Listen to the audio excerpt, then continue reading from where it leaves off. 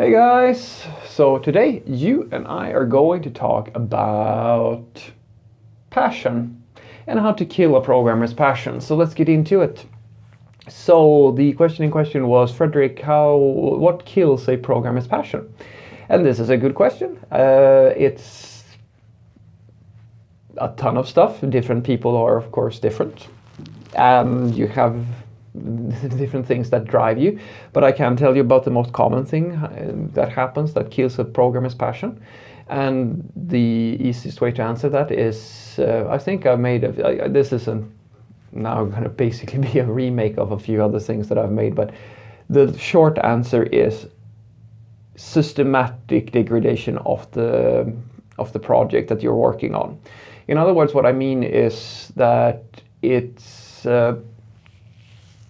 the broken window principle, or the broken window problem. And the basics of that problem is that if you have a building with a bunch of windows and you break one window, that's still, the perception of that building is still that it's a good building. It's just that it has one broken window. But if you leave that for long enough, then there's going to be a second and a third and a fourth broken window. And at some point you're going to have so many broken windows that the perceived value of this building is very low for people. And people are going to feel emotionally bad about it. It's going to be perceived as a bad thing, right? And that's exactly what happens with legacy code. That's exactly what happens with programmers who emotionally distance themselves from a project that they feel is no longer supported, or at least not very well maintained. And this happens quite often. It's very common that people lose this interest, and as a company you have to work really hard in order for this to not happen. And the worst part is that it's the fucking programmer. No, it's not the programmer's fault, but it's a very tiresome problem that we get to this situation, because there is an overlapping issue here. And I'm gonna be honest, maybe it's me getting to realize new things about my profession, because I remember when I was more like a fairly very junior, and I remember how upset I got with the process of delivering software. The coding was super fun, and it was super fun to get a chance to really indulge myself and really make really good implementations and like go for quality. But the thing that I learned very quickly was that was almost impossible in the business world. Now, I used to be quite upset and not really understand how business people could be so focused on things, like they didn't care all that much about the software. They didn't care about good practices and quality and like all of this stuff for the most part. They just want to ship things. They want things to produce some type of value. And as I said, like when I was junior, this seemed very weird to me. It felt like I felt like this, well, I'm not going to say artist, but I felt like this creative person who never got heard. And I felt like I kind of blamed, in a way, the way that people perceived the stuff that I did as the problem. Like I looked at these non-technical people and I felt that, yeah, the problem is that they don't understand how things work, and they're not educated in software development, so they don't understand this. And it's my job to make sure that I always adhere to best practices and stuff like that, because they're not gonna. And I suppose that I realized that this mindset that you're gonna just write good code all the time and you're gonna adhere to these best practices, it's so naive. It's just so naive. Because you're in this dynamic, moving environment, and this whole thing about being passionate. I mean, it's great that you're passionate, but is it really the business's fault if you kill a programmer's passion? This is the question that I'm asking, because think about it this way. So you have developers who are ideally experienced. They're ideally good at what they do. Now, our job is to write functional, well-supported and easy to maintain software. That's our job. All of these different tools and trends and practices and all the stuff that we invent in order to achieve that goal is in favor of us just reaching that mark. That's the whole purpose of all of this. Now, sometimes I feel like there is absolutely, you can absolutely point the finger and say that, oh, business didn't give us enough information, or they changed their minds, or something like that, right?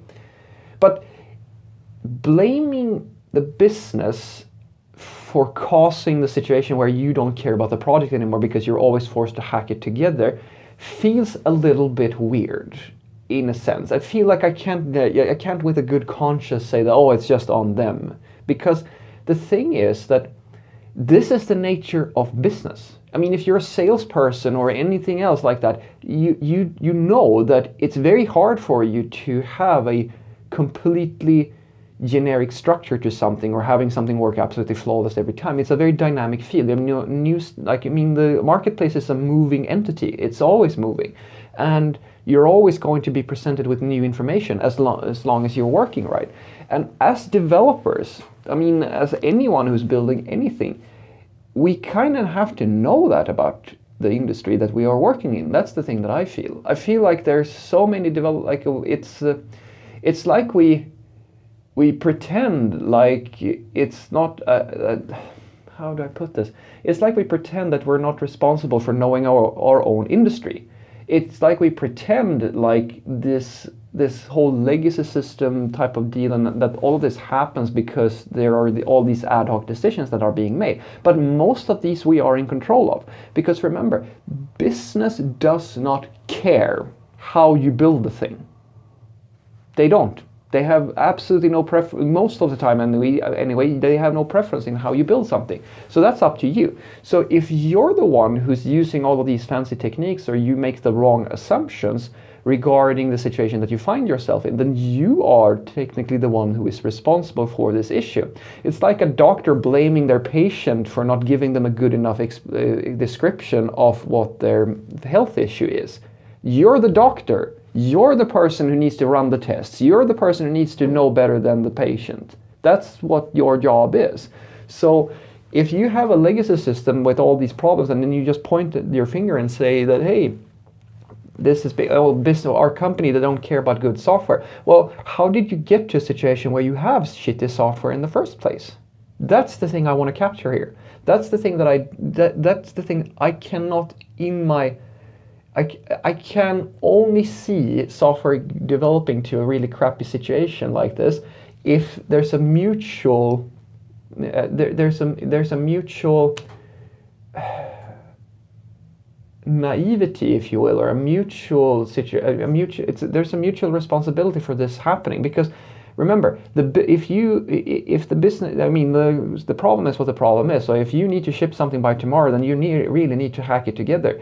But that's not something that the business side of the company is always going to be in control of. I mean, we need to cater to the customer, and the customer is paying your salary. So you, as the software developer, you need to be equally responsible for making sure that your code is in a state where it can accommodate these quick changes within the environment.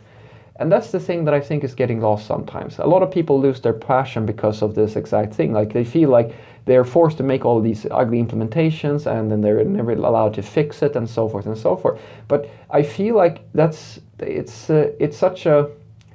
feels like almost a little bit childish in a sense. I feel like what we should be doing is to embrace that fact that you're always going to be forced into a situation at some point where you're going to have to hack things together.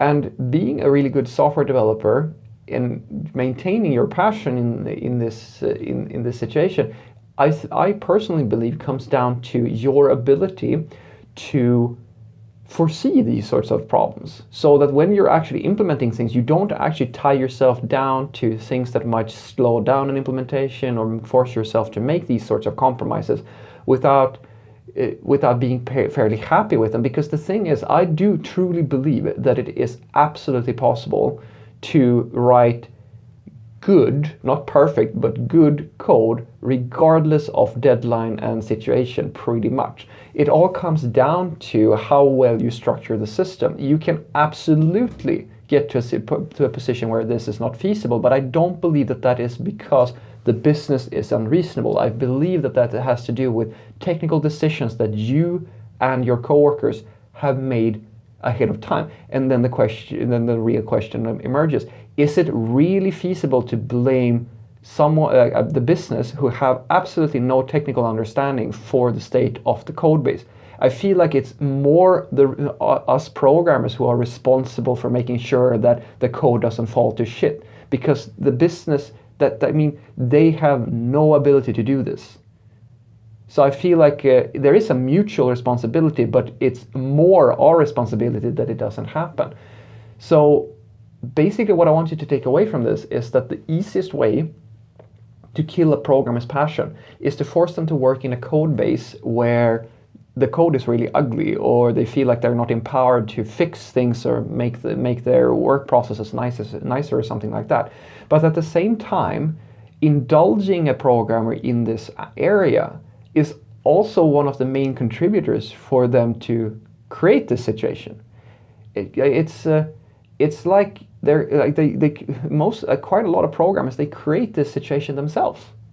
It's such a vicious cycle that you want the responsibility. It's like a kid. It's like a small child yelling and asking to be allowed to do more adult things. And whenever you give them the chance to do more adult things, they fuck it up anyway. But they get even like, I just don't know how to solve this problem. I'm guessing that we need more mature programmers in IT just in general, and I don't really know how to solve this one. I'm sorry, but I do really feel that this problem with passion is the outcome of a much deeper problem, and I don't know how to solve that problem. Have a great day.